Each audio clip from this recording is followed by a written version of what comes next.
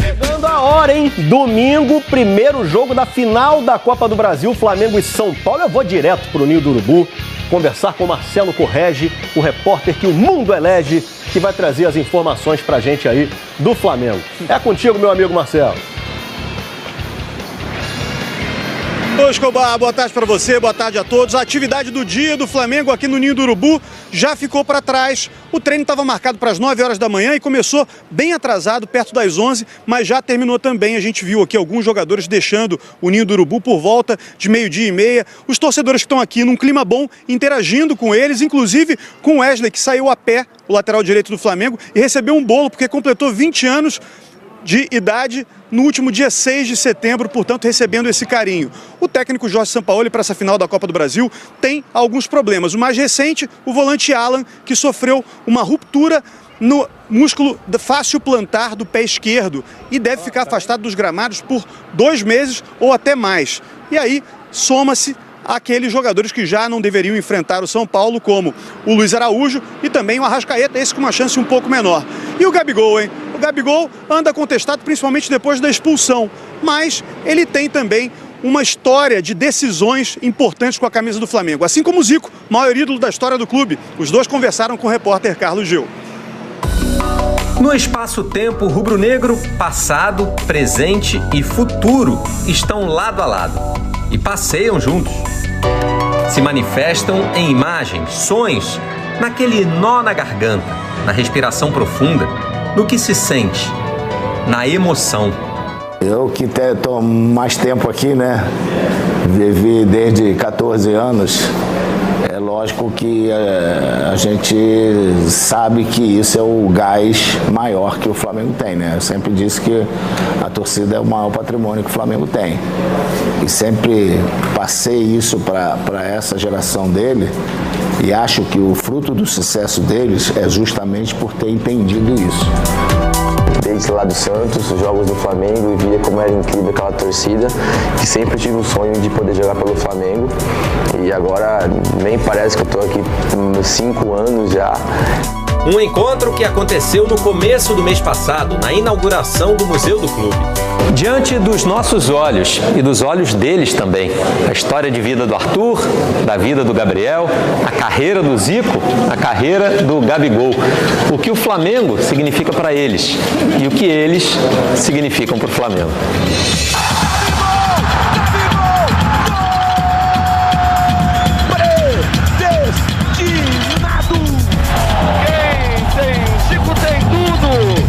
Representantes de 2 dinastias vencedoras. E o encontro de gerações é repleto de curiosidades. O que se fazia? Quantos jogos faziam no ano? Tem noção? Pô, mais ou uns 70. Se juntar com a seleção, mais ou menos. Teve um ano de 79 que eu fiz 81 jogos. O que se vestia? Aquela vez foi a única vez no Flamengo que eu joguei com o nome na camisa. Que não era comum, né? Não tinha nome. Não, foi a única vez. Só joguei uma vez, foi aquele jogo. Por causa do Mundial. Foi por causa do Mundial, Eu sou retrô. Essas camisas são maravilhosas, né? Você vê que, não tem muito patrocínio, o número é diferente. Diferente no desenho, mas desde o início dessa temporada é o mesmo número às costas. Liguei pra ele antes pra pedir, pra ver se eu podia usar a camisa. Aparece, né? Se eu podia usar a camisa dele, que pra mim é uma honra, né? Poder usar a 10 do Pelé no Santos e a 10 do Zico no Flamengo. Pra mim são 2 coisas que eu guardo com muito carinho. Mas além deles, muitos outros protagonistas são lembrados nessa história contada no novo Museu do Clube. O gol que eu mais me arrepio no Flamengo não é o meu. Não é o que eu vejo, é o gol do Rondinelli. Quando eu vejo lá, aquilo me arrepia, porque aquilo ali foi a grande virada nossa, cara. Levantamento para Rondinelli, o toque de cabeça! Mas acho que o jogo da Copa do Brasil, né, o gol do Rodinei. É o nome da emoção! Uma vez Flamengo! 4 vezes Flamengo! Eu acho que foi o único título que eu chorei quando eu venci, sabe? Porque a gente viu a história do Rodinei, né, aqui no Flamengo, não foi tão fácil. E quando ele foi pra bola, eu pensei, pô, não tem cenário melhor do que ganhar com o gol do Rodinei. Talvez ganhar de novo a mesma Copa, sem Rodinei, mas com um grupo que precisa reconquistar a confiança depois de uma temporada de muitas frustrações até agora. Inclusive para o próprio Gabi. Foi expulso na quarta-feira contra o Atlético Paranaense e vive a pior fase dele no clube. No Campeonato Brasileiro, por exemplo, está longe da briga pela artilharia. Fez apenas 5 gols, 4 de pênalti e só 1 com a bola rolando. Mas não dá para duvidar do poder de reação do maior artilheiro da história do Flamengo em finais de campeonato. As pessoas falam muito da geração 81 em 2019, né? Então não é verdade, é 19, 20, 21, 22. Então, e vai ter esse ano, se Deus quiser, no Maracanã.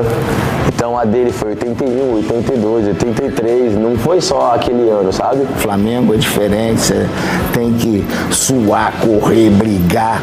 E se o dia não tá bom, dá carrinho, dá bico na bola pro alto, a torcida vai gostar e tu vai entrar no jogo.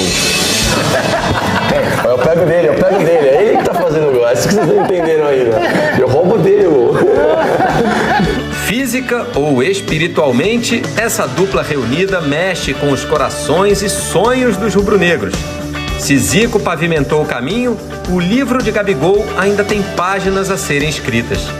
Em mais 2 importantes capítulos, na decisão contra o São Paulo, nos 2 próximos domingos. Qualquer rubro-negro queria participar dessa resenha aí, né? Bem legal. Domingo, gente, então, ó, a partir de 3h30 da tarde, a gente já começa a esquentar o clima para a decisão. Amanhã, espero você num Globo Esporte muito especial, tá? Inclusive com uma entrevista exclusiva com o Bruno Henrique, que tá jogando pra caramba. Bora falar agora sobre o Flamengo com 2 derrotas acachapantes de Rodolfo Landim, o presidente do Fla. Rolou na noite dessa quinta-feira, no Rio de Janeiro, uma reunião do Conselho Deliberativo, em que se discutiu mudanças estatutárias. A primeira delas, a possibilidade de um aumento do mandato presidencial. Em vez de 3 anos, o presidente passaria a ficar com 4 anos à frente do clube. O Landim trabalhava para a extensão desse mandato, mas, por unanimidade, os membros do Conselho Deliberativo decidiram votar pelo não, ou seja, o Landim não conseguiu emplacar essa. A segunda, e talvez até mais dolorosa, envolve Eduardo Bandeira de Mello. Foi rejeitada a emenda que proibia a participação de políticos em cargos no Conselho Diretor do Flamengo. Esses caras estão autorizados a participar da eleição como candidatos à presidência. E dessa maneira, Marcos Braz e Eduardo Bandeira de Mello têm autorização. Houve a votação, a ampla maioria votou para que Bandeira de Mello e Marcos Braz pudessem concorrer, especificamente é mais para o Bandeira, né? O veto era o Bandeira e os conselheiros se demonstraram a favor do Bandeira, mas houve quem reclamasse que a votação estava mal feita, enfim, a partir daí optou-se por fazer uma recontagem e novamente ficou comprovado que o Bandeira poderia concorrer à presidência. Foi aí que começou um quebra-pau, com gritaria, com empurra-empurra, com troca de socos, e a votação acabou sendo suspensa. Ninguém sabe ao certo os próximos passos. Esse é o clima de bastidores no Flamengo às vésperas da grande decisão da Copa do Brasil.